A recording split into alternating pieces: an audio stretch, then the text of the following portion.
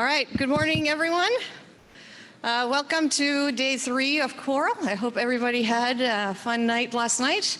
Maybe some photos to inspire new scenes for the Wild Party 1K dataset. So welcome everyone, and thank you for coming in this morning. So it's my great pleasure this morning to introduce our third keynote speaker, Dr. Aleksandra Faust. Aleksandra is a senior staff research scientist and autonomous agents research lead at Google Brain. Her research is centered around safe and scalable autonomous systems for social good, including reinforcement learning, planning, and control for robotics, autonomous driving, and digital assistance.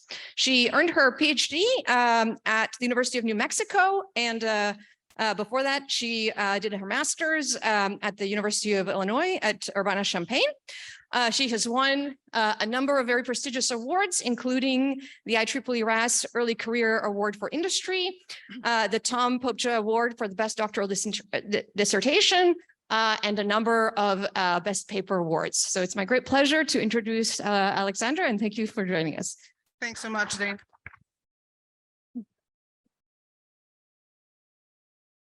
Thanks so much, Dana, and thanks for the organizers and you guys for getting up early on the last day of the conference. That's an achievement. Thrilled to be here. And before we kind of start, let me clarify a bit what I mean by autonomy at scale. So there is a bunch of systems, autonomous systems and agents that need to do something useful in real world, whether that would be your autonomous car or a robot, right? Or your favorite digital bot and so on. And all these applications share same set of challenges from the fundamental level. Generally, all of them need to behave well, generalize, adapt to the new environments, be flexible. They need to be competent in performing their tasks, competent learners, and so on. And all this needs to be done at some reasonable cost, be tractable to do that. So traditionally, and there is like this constraint triangle between cost, generalization, and quality, that, okay, cost is clear, generalization and quality is more kind of along the lines of your robust versus the adaptive control and so on. And for most of kind of traditionally, we've been focusing on the sides of the triangle. Recently, there is some kind of recent work that Sarin finally kind of tackled the middle of it. So in this talk, I'll share some thoughts how we in Google are thinking about the autonomy and scaling these methods. In the first part of the talk, I'll just give kind of one example from one side of the triangle: efficient generalization, efficient performance, and then high quality generalization. In the second part of the talk, we'll kind of dig deeper into the new line of works around the generalist agents that are either working from different types of data and so on. And then finally, at the end, we'll kind of look big in the future, what future might hold, and how the new findings and progress in generative models and large language models can kind of benefit autonomous agents, community, and robotics. So your efficient generalization is generally considered looking at the things that the agents need to adapt. They need to work in a variety of environments. Typically, we train in meta learning, and all these methods are kind of falling. There's tons of work by lots of people in the space. Sim to real gap has been one of the areas that's been traditionally, addressed through this line of work. And here I'll just focus on a use case on the visual social navigation. This is our work with Claire Tomlin's lab at Berkeley, where we want a robot with the RGB camera to safely navigate around humans to get to the point. Well, we have two choices, right? We can train on the robot or in reality, in which case, or we can do it in simulation. If we train it and get the data in the real world, that kind of poses a whole bunch of questions around where we're going to get enough of the volunteers. Are they going to be well represented, right? How we can do that safely and so on. If we go towards sim, then the question is like, okay, how do we do photorealistic sim to real gap bridging? And that's not trivial. So in this case, we offer the sim.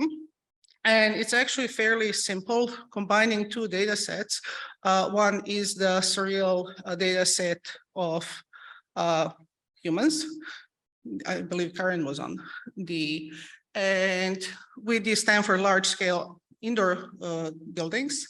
Superimposing these, we add the behaviors to the humans and we parameterize them such that they can change their skin colors, size, shape, gender, and so on. So now we have this parameterized photorealistic environment that can render scenarios and so on. So from there, now that we have the three phases, right? There is a data collection, training, and planning or execution. We can basically instantiate and sample out of the environment, propose some scenarios and just use MPC to solve it. And we can evaluate outcomes of each the waypoint with a cost. And that kind of is our data set. Then we use and train a model that predicts, given my image and the waypoint, how good that waypoint is. And finally, once we have that model, we can use it predictive in the planning loop to evaluate different scenarios and select the waypoints. And this solves the privacy and the safety concerns around training in reality. A couple of things that we notice here, and it looks like the video is not playing, so take my word for it. It transfers to zero shot. We see that it basically starts associating leg placement with the direction and motion. So when the human legs are static, it's going in front of it. When it's moving, it's going behind it. We see that the baseline here is not doing that. And then going from putting this policy on the robot, even though there is the different field of view for the camera, it adapts and avoids humans where baselines don't.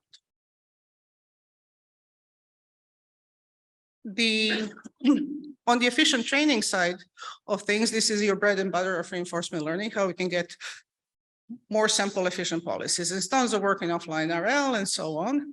The one area that I want to to mention here is, and Vincent in his talk mentioned on Monday, is the efficient case in visual locomotion. The problem here is that we want to have basically a locomotion robot running on uneven terrain. And for the policies, the evolutionary methods such as IRS and so on have been very efficient finding policies. However, they don't scale up well with the large number of parameters, which kind of poses a problem when we have visual observation. So to solve this, they went and created a predictive model that uses a contrastive loss to reduce the dimensionality of the observations and associate the current state or the current image and the proprioceptive information with the future state and use then that compact vector for the policy learning. And it's efficient and works and transfers directly on the robot. This is the first time that the policy single policy can adapt to different terrains. So for the last side of the triangle, the high quality generalization, this would be a whole bunch of methods around population-based training, learning to learn, and so on. These are generally expensive and so on, but they do produce results. And one area that I want to mention here are the web agents. So before that, why in the world did we come to the robotics conference and start talking about web agents? Well, generally the task here is that the agent needs to do something useful and complete a task on behalf of the user. Say you want to purchase your airplane ticket or you want to order food and so on. The environments change between two different visits to the site. There is structure in them. There is manipulation elements where you insert the data, that kind of affects the state of the page. You go to a submit button and your room changes and so on. It is really a mobile manipulation task, without the embodiment part.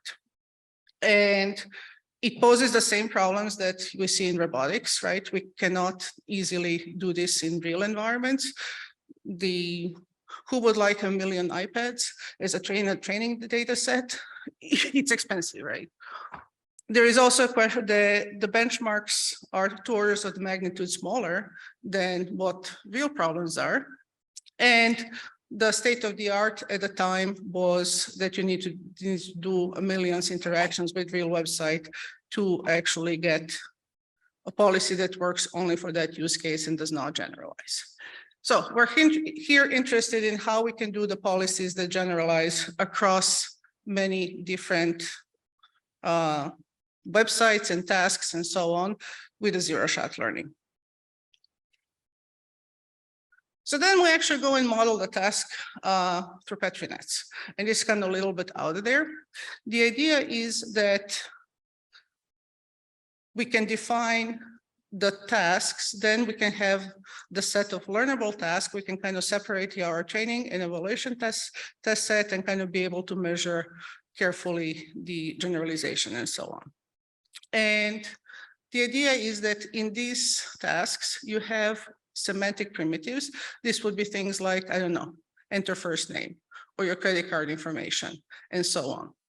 And then each of the semantic tasks can have a number of different implementations, whether you're doing, I don't know, if it's a date field, whether you're entering it as a text, or you're doing a drop down, right, or kind of a little pop-up and so on. So each semantic task is associated with a number of primitives.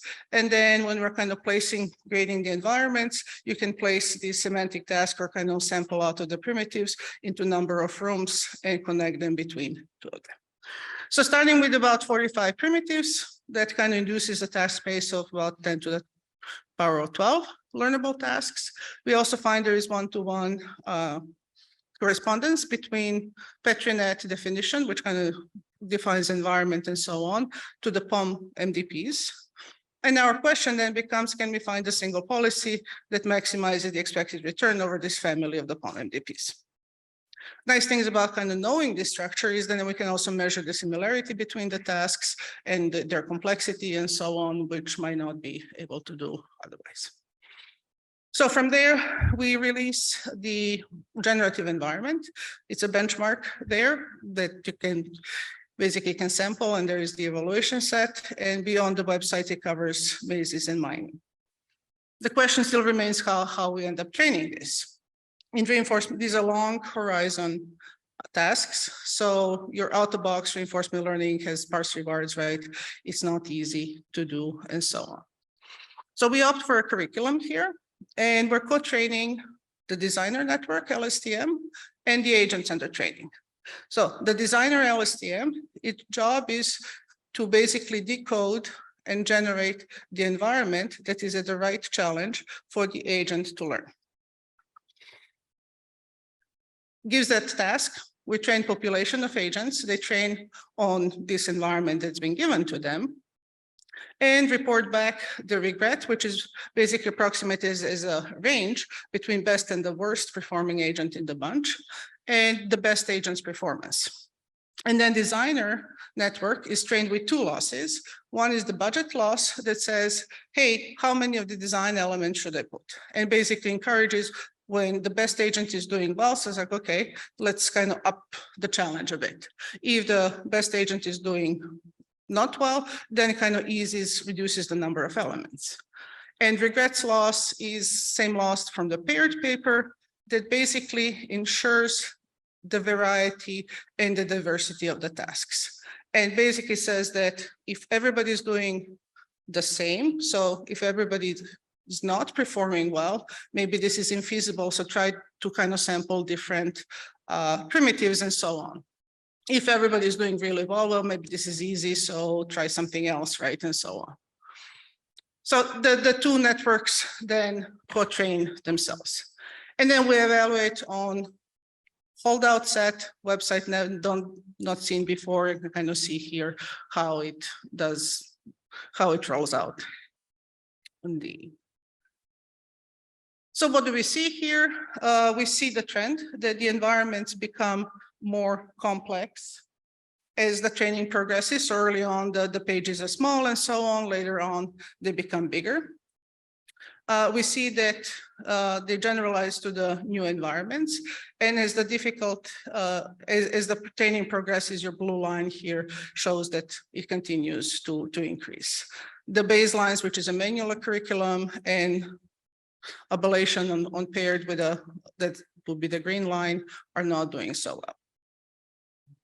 And then finally, we see that this LSTM, the designer, shifts the distribution of the tasks or the primitives that it puts on the websites towards more relevant and so on. Because in the set and when we're building environments, there are distractor elements as well. We can put ads, we can put pictures, things that really have nothing to do. So basically, the designer shifts towards meaningful applications. So now that this three examples from general sides of the triangle. Recently, things happen in machine learning world. I don't know if you guys heard anything about it. It feels like you wake up in the morning and first thing with the news, like, okay, what's the new model coming up? I'm not gonna go too much into detail, but transformers paper was published in 2017, which spurred first through the large language models, large models that started showing increasing capacity and abilities to do lots of stuff. Later on, then came with decision transformers and scene transformers and so on, first applications in decision-making space and in motion planning applications. The large language models continue to grow. And just this year, we're starting to see emergence in foundation models from behavior cloning perspective, right?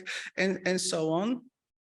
In the meantime, we're also starting to see generative models, by whether that's through diffusion or text to image and so on, that are coming out. And we're starting to show glimpses of the scaling, reinforcement learning, and so on. I'll go into some of this work in more detail, but that's been general trend. So let's go and see how that impacted the autonomous agents robotics community.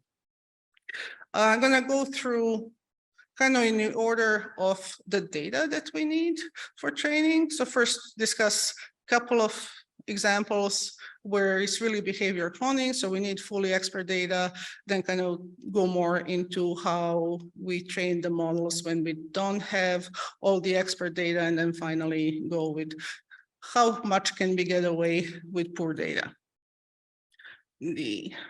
So one of the first models that came in this space of the motion planning was scene transformer. The idea here was that joint predictions in multi-agent settings, when we need to react to different outcomes for the other agents, is generally difficult. And traditionally, this has been addressed just planning a single agent at a time. And the scene transformers is going after the joint predictions.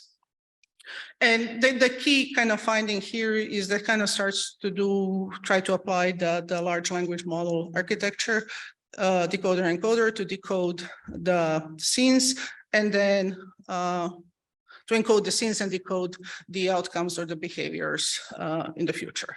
The key here is that the scene representation that is positional, and then agents are embedded, and the outcomes basically stack of the outcomes with the road graph and so on. What's interesting is that because it uses masking, the single model can perform direct conditional or goal conditional motion prediction. So here we see 4 examples or 2 scenarios, and then each one of them, when it's given different goal, to ask how different rollouts going to happen. So just as example, on the right side here, we're asking agent to wait and pass to give the green agent right away and wait until it turns left. On the other one, we are asking it to go around and rolls out these predictions. Vincent talked a lot about the robot transformer. That was the news of the week. So I'm not going to go too much into that work. But the idea is that it's trained on 700 tasks. One thing that's really important for the transformers and robotics is that inference time need to be tractable. that kind of leads to the more compact representation of the policy, which again, with a visual task and visual observation is hard. So this work is anchored on compact representation and tokenization of the observations, and then kind of goes from there. It is also interesting that it's using different sources of data, and that improves the performance and so on. And then on the back end of web agents, structured tasks were good. We can analyze them really well. It's a subset of what is really happening. So just like RT1 was going after unstructured and kind of open-ended tasks where we cannot define what the task is necessarily, or cannot predict what, on the web agents, we're moving towards in that direction as well. So observations here are pure HTML, and it was in the previous work was also pure HTML. But the idea is that, okay, if we kind of sequence DOM elements or trees, if we flatten that representation, we have a full text.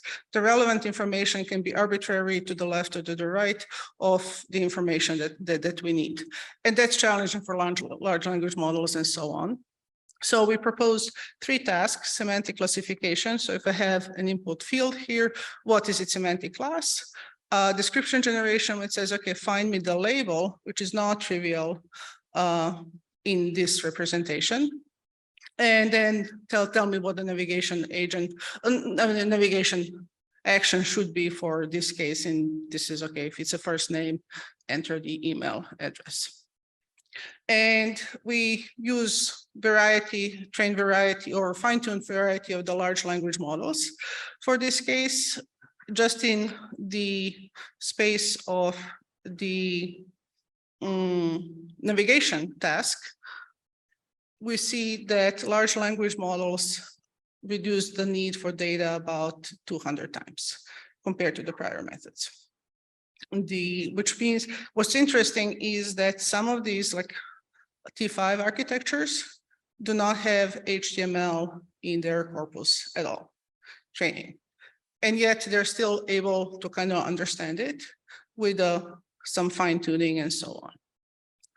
The only methods that actually suppress this performance is once you kind of add an RL to it and improve upon it. But out of the box with just demonstrations, they're more sample efficient. And you can see some examples of the task. This is a more unstructured task than the ones that we had in the previous. It can play a TikTok, right? Beyond kind of logging in and so on. It can do sort things on the web and so on. It's a wider variety of the tasks they can do. The environments are still limited, small. So now the question is, these are behavior cloning, or basically the methods that require expert data. It's not cheap. The robot transformer, it took 17 months to collect the data. In some cases, I mean, so can we get better? To that end, we asked, can we have a generalized game agents using the mixed quality data? And this was the multi-game decision transformer that was presented at NeurIPS this year. The idea here is to train one generalist agent that plays any of the 40 Atari games. And the data set used is joint data set that contains different levels of playing level, from the expert to novice and so on. And it does outperform other methods. We can kind of see where the attention is, where it moves as it's learning. What's interesting about this work, because it's a decision transformer, you can mask reward, or you can ask for agent to what level it can play once it's trained. which is kind of cool. Then you can probably use it as a companion to play games with you, and you can adjust to the level of the player on the other side. And then when it gets to the fine tuning and adapting to new games, with about 1% of the data, it can learn to play new game and outperform other methods in that space. However, there are applications where this still requires expert data. And now I'm going to kind of switch gears and talk about a bit about autonomous driving, because we kind of didn't think too much about what's in the data, how it's being kind of put. It's not uniformly distributed. When we kind of just gather the data, lots of these scenarios and lots of data are really not interesting. And the really interesting one and the most difficult are very scarce to find, sometimes even impossible.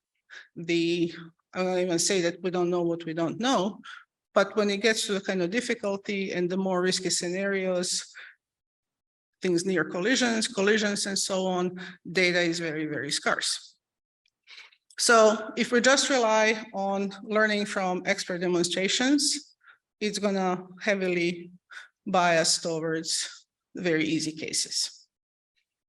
So in this case, we kind of look towards combining reinforcement learning and the imitation learning, with basically trying to rely on imitation learning when the data is in distribution, and once we kind of get out of distribution, use RL to kind of improve that.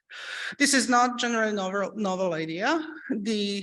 It's been used in the sparse rewards, but mostly in the context of the exploration, and it's been used in the offline RL in a context of reducing the values and regularizing the Q function. However, in this case, we're looking really to kind of adapt once we go into out of the expertise of the data set to kind of invoke the reinforcement learning. So we train an agent on 100K of real urban driving data. And we believe that this is the first time that reinforcement learning was kind of used on the real driving data. And we see that improves the safety and reliability of the policies without really compromising the human-like behavior. And it does better on the most challenging scenarios, much better than behavior cloning. Here's a couple of examples. Here on the top, we see that it kind of keeps more clearance when passing a parked car, when pedestrian is or passenger is getting out of the car, whereas the imitation learning only policy collides there. We also see that it passes the other car on the left with enough clearance, and so on. So that's very exciting. So what makes it work? First, it uses transformer observation encoder. Second, it's training on difficult examples, and there was a prior work kind of goes in line with what we're talking about on the curriculum learning, that focusing on, actually this one was presented here at CoRL. That's where training on difficult examples actually improves the policies performance and so on. And then we're using the mixture reinforcement learning and behavior cloning loss.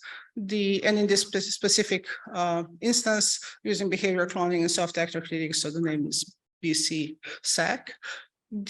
So this one has two losses. The first part of the loss is the reinforcement learning loss. There is a tuning parameter lambda that kind of says, okay, how the temperature, when to use, and how to tune how to weight the demonstrations.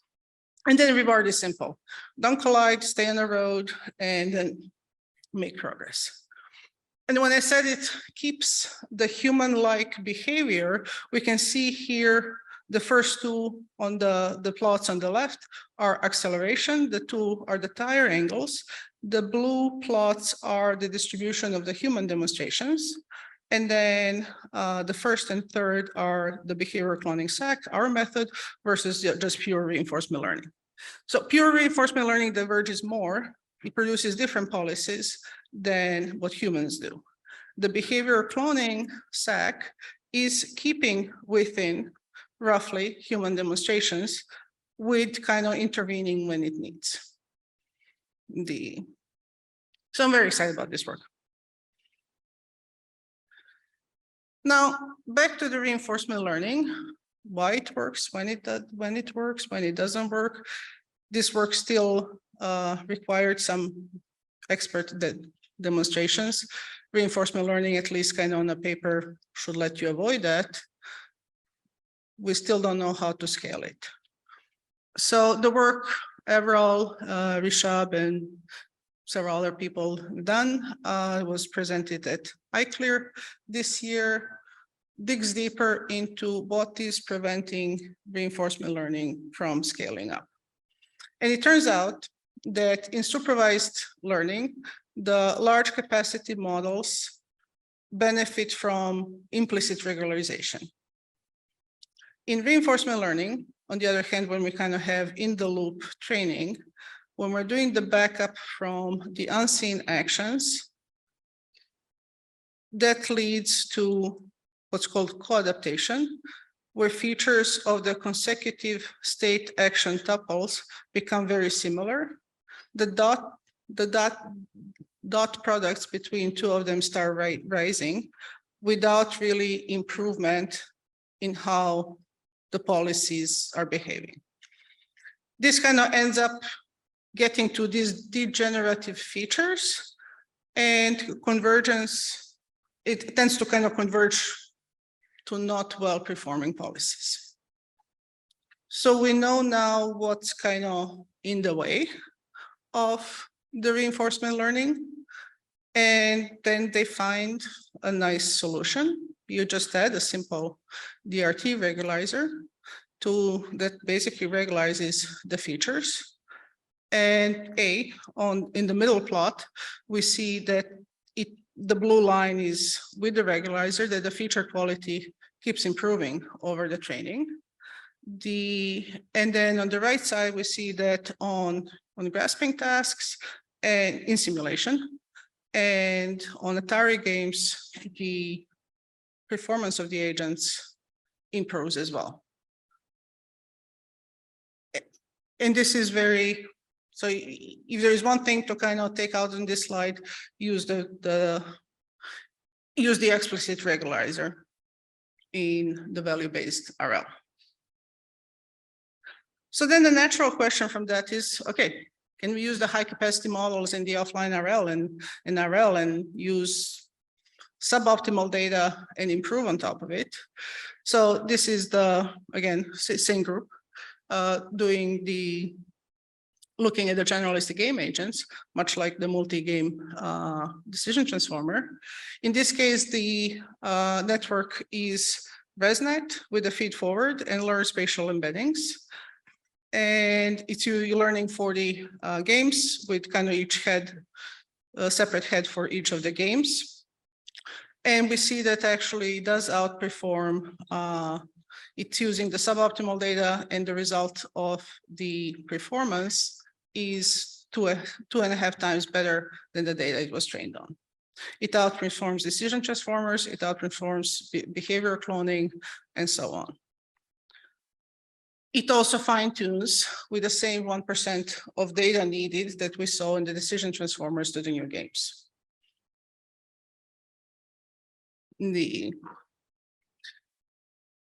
So what's the secret sauce? Large ResNets provide the spatial embeddings. What's interesting really is, and it's kind of maybe a limitation, transformer architectures don't work. And don't know quite why.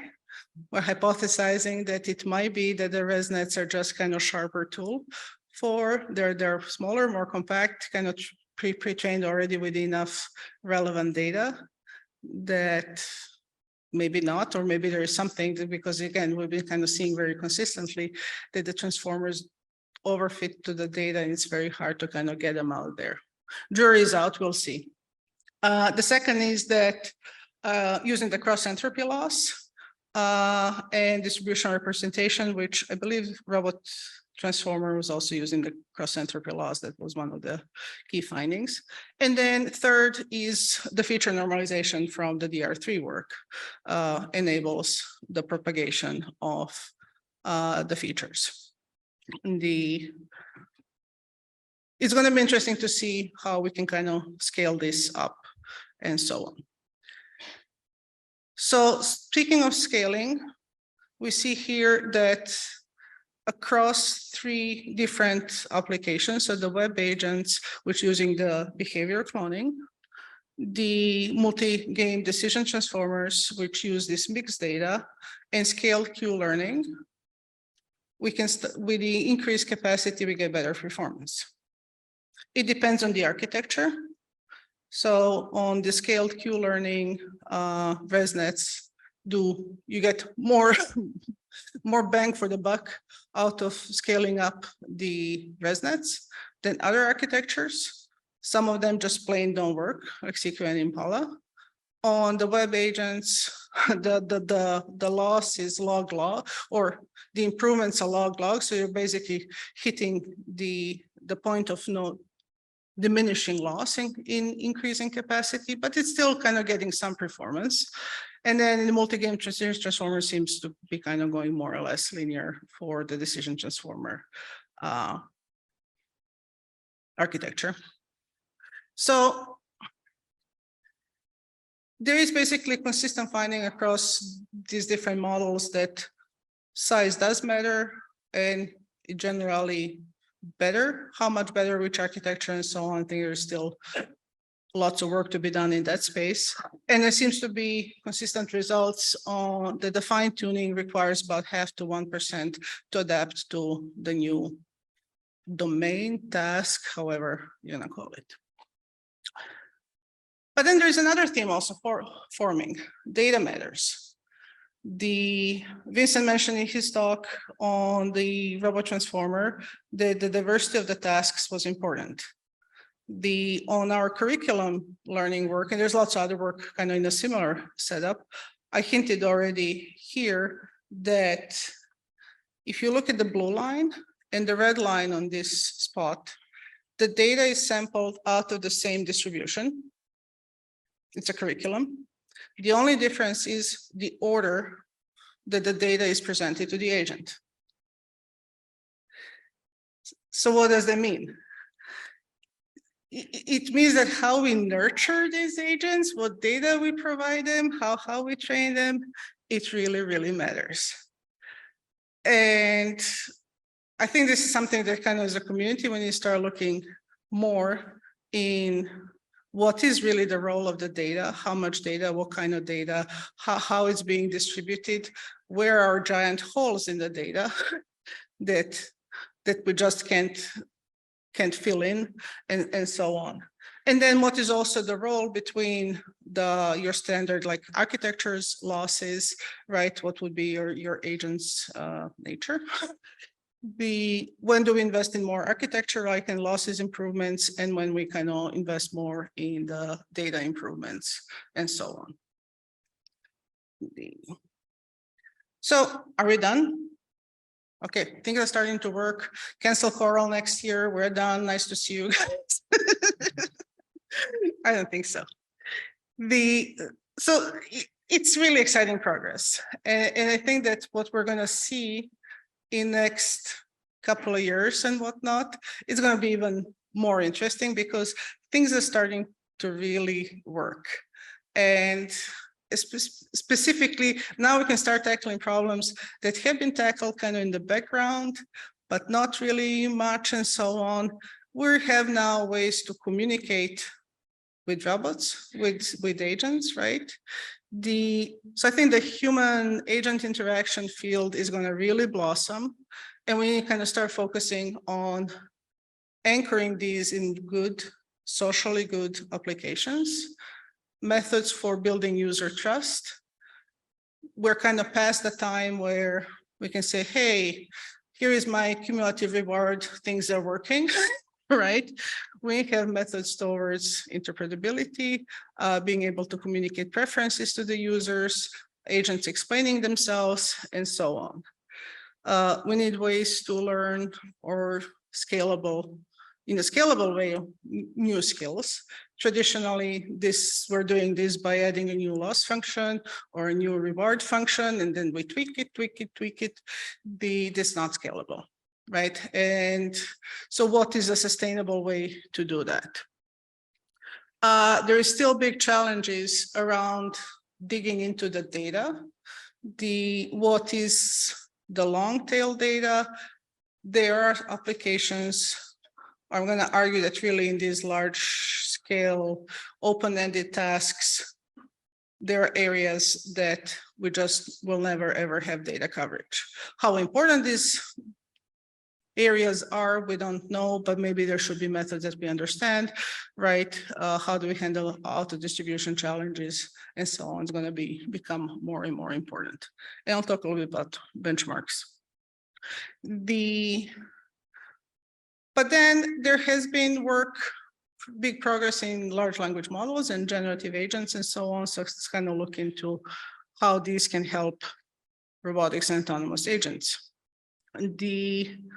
Beyond being able to communicate with the robots and maybe able to kind of express and instruct them, we're talking about learning new skills, right, and so on, just explaining how we're doing things. This is huge. We now have means to large language models are providing means to specify tasks, maybe even to kind of correct the robots and to communicate and so on. But we're also finding that large language models, because we really like to write a lot and write a lot on the web, contain lots of reasoning and planning, right? So SayCan, it provides plans for them. On the web agents piece, it's embarrassingly simple, but you take a large language model and tell them, okay, how do I go and find all the pizza locations near the zip code, and kind of provides you the plan out of the box. Or you say, hey, how do I go and download the driving license application or renew my driving license in Massachusetts? And then it goes and tells you and explains you how to do things.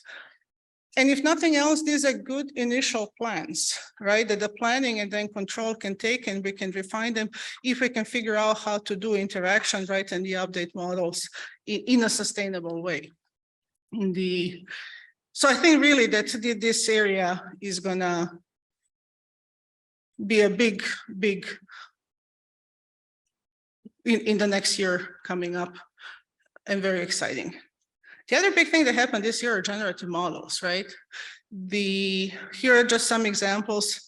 Text to nerve, now we have 3D models and the meshes and so on. We can compose the scenes out of these models.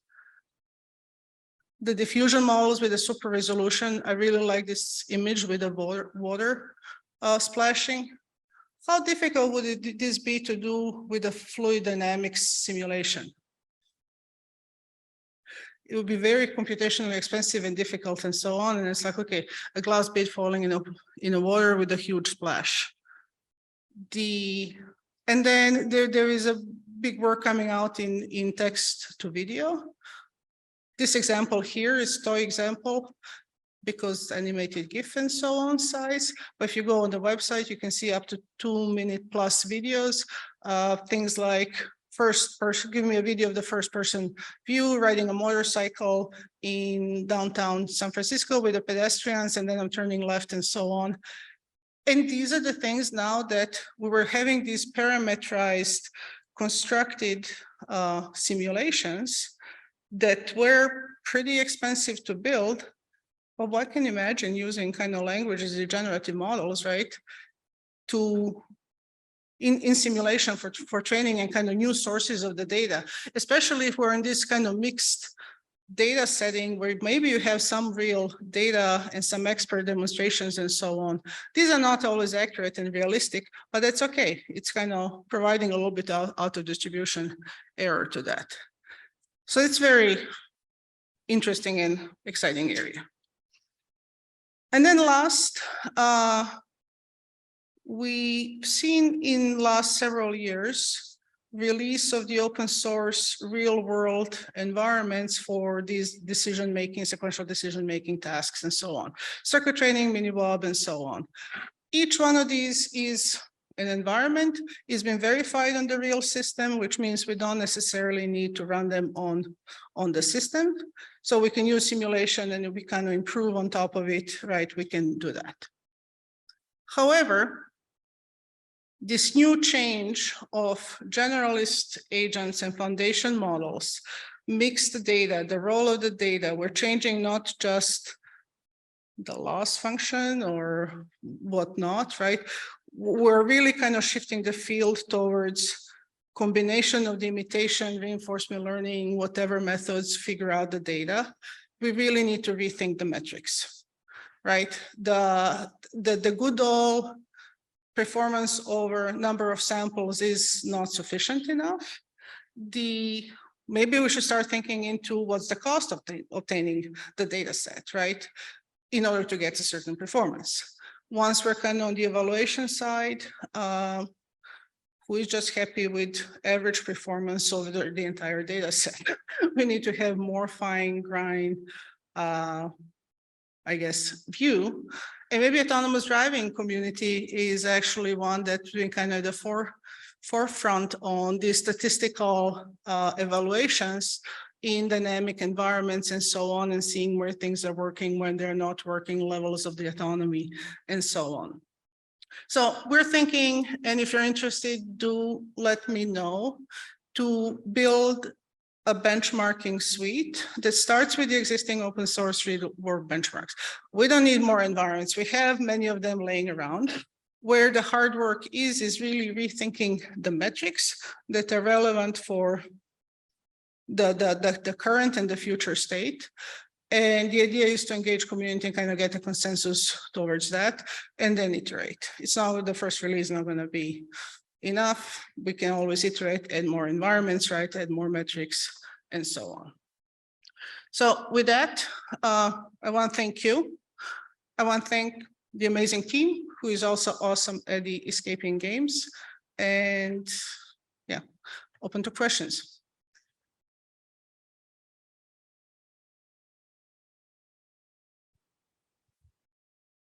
Thank you, Aleksandra, for the super exciting talk.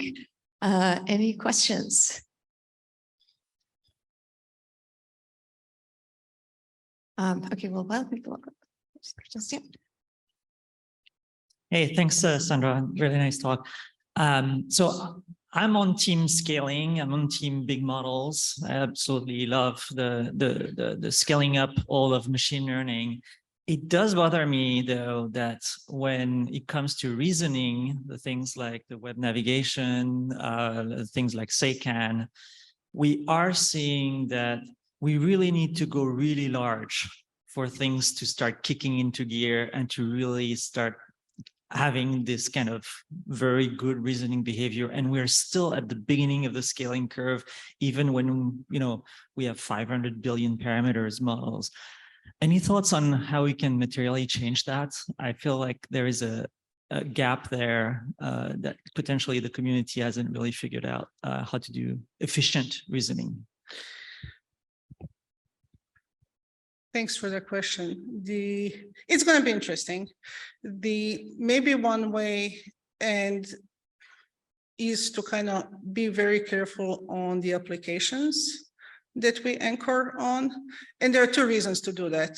One is, in a larger scale of things, the technology is coming up and we kind of have the responsibility to do something good with it and so on. But the other one is also because we can go large, right? But if we go too large, then how large is too large? So anchoring on kind of key important applications would kind of provide the focus. On kind of scaling up the reasoning per se, I think to be honest, I think we're all getting our heads wrapped around that these things even have the reasoning. I think that's kind of really the most surprising thing. So, okay, I don't think we have a good feeling yet, or at least I don't, on what the quality of that reasoning is, how well it adapts, and so on. So I think before we can understand a little bit more that Yeah, it's a good question. And if anybody else has thoughts, we can chat afterwards.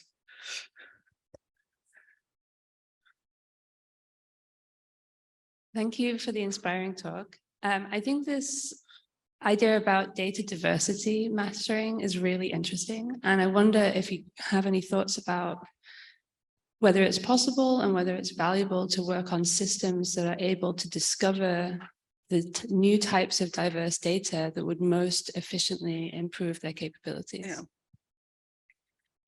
So it's a very good question. And also, looking forward, it seems like substantially we're moving to the new paradigms of the systems perspective, in a sense that we've been kind of traditionally, here is a model and it does this, right?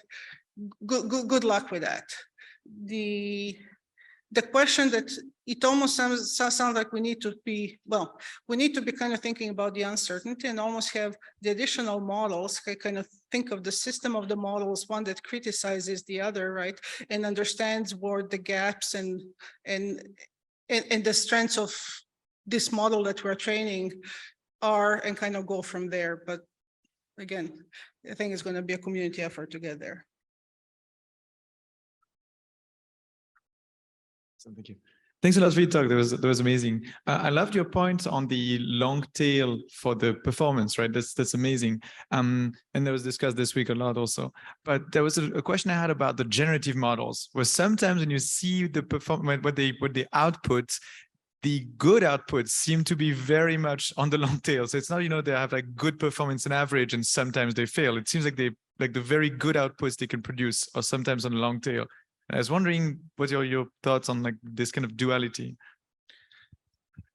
So, I mean, generative models are a few months old at scale. So they're going to get better. But I think our prior experience, especially kind of domain randomization and so on, and training and simulation, the imperfection in the data was an asset, and it kind of provided the robustness to the data set. Even the web navigation work that I showed now, these environments that LSTM produces are not semantically correct, but they are a subset of the distribution of what's under the evaluation. So in a way, we're kind of overtraining, and that provides the kind of more generalization. So from that perspective, generative models, at least maybe they're not kind of doing the high end. We'll figure out how to kind of get to the more sharper, but the fact that they're not perfect, right? And there is something to that. It's cheap data. Yeah.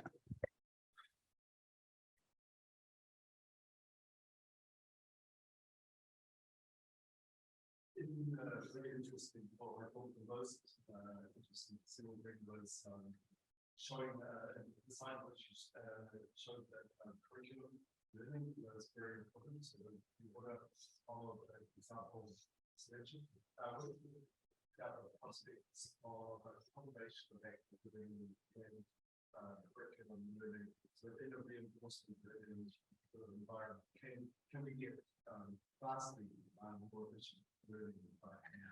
I miss the what I think about, and then I miss the word. Combination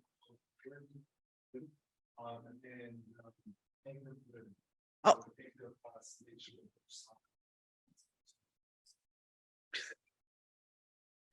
I think there is lots of excitement in human feedback. Also, I mean, I didn't mention that. So active learning and adapting and so on. I think one interesting direction for curriculum learning here would also be, which we haven't done in this work, is curriculums that adapt to the agent.